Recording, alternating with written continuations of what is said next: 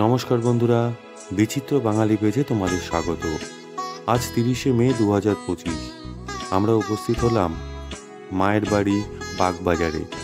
আজ মায়ের শুভ পদার্পণ তিথি উৎসব।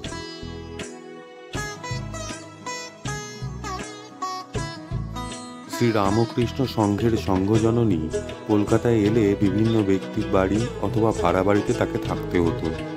মা এই অসুবিধা নিয়ে কোনোদিনই একটি শব্দও বলেননি তার সন্তানদের কাছে।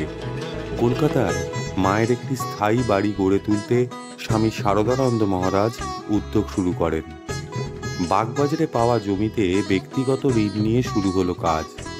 বাড়ি নির্মাণ শেষ হলে প্রিয় সন্তানের আহ্বানে 1909 সালের 23শে মে রবিবার আজকের এই তিথিতে বাংলা 1316 খ্রিস্টাব্দের 9 জ্যৈষ্ঠ শ্রী শ্রী মা শুভ পদার্পণ করেন। এই বাড়িতেই মা পরবর্তীকালে জীবনের বেশিরভাগ সময় বসবাস করেছেন। বাগবাজারের এই বাড়ি ভক্তজনের কাছে পরিচিত মায়ের বাড়ি বলে। মায়ের এই শুভ পদার্পণ তিথিকে স্মরণীয় করে রাখতে এই দিনটি শ্রী শ্রী মায়ের শুভ পদার্পণ দিবস বলে পালিত হয়। জগজ্জননীর পূর্ণ অবস্থান ধন্য এই মায়ের বাড়িতে নিত্যই হয় উৎসব। মায়ের শুভ জন্মতিথির মতোই শুভ পদার্পণ দিনটি ভক্তজনের কাছে বিশেষ আনন্দের দিন। বিশেষ পুজো, হোম, মাতৃপ্রসঙ্গ আলোচনা, মাতৃসঙ্গীতে মুখরিত হয়ে উঠেছে আজকের এই দিনটি। শ্রী শ্রী মায়ের অশেষ কৃপায় আজ ভক্ত কোলাহলে মুখরিত বাগবাজারের মায়ের বাড়ি। আজ আনন্দের হাট বসেছে মায়ের বাড়িতে। মাতৃদর্শন ও অমৃত সমান প্রসাদ গ্রহণে পরিপূর্ণ হচ্ছে ভক্ত মনের আকাঙ্ক্ষা। আজ এই শুভ দিনে শ্রী শ্রী মায়ের সঙ্গে সঙ্গে স্বামী শারদানন্দ মহারাজকেও স্মরণ করব আমরা।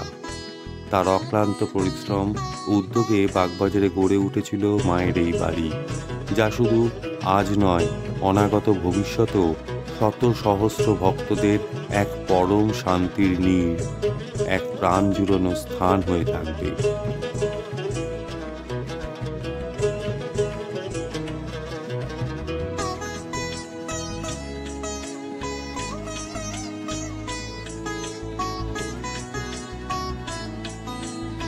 ভগবান শ্রী রামকৃষ্ণ তার অনুপম উপহার স্বরূপ মাকে দিয়েছেন জগৎবাসীর কাছে, আর তার অন্যতম অন্তরঙ্গ সন্তান পূজনীয় শরৎ মহারাজ ভক্তদের উপহার দিয়েছেন শ্রীমা সারদা দেবীর পূর্ণ অবস্থানে ধন্য বাগবাজারে মায়ের এই বাড়িটিকে।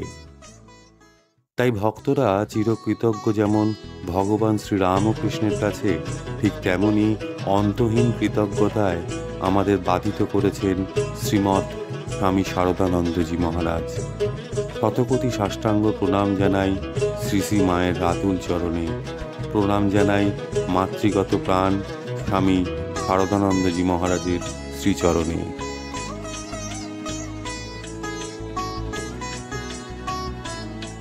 ভিডিওটি ভালো লাগলে ইউটিউব চ্যানেল ও ফেসবুক পেজটিকে সাবস্ক্রাইব ও ফলো করতে ভুলবেন না। সকলে ভালো থাকবেন, পাশে থাকবেন। আজকের মতো এইটুকুই। দেখা হবে পরের অন্য কোনো ভিডিওতে।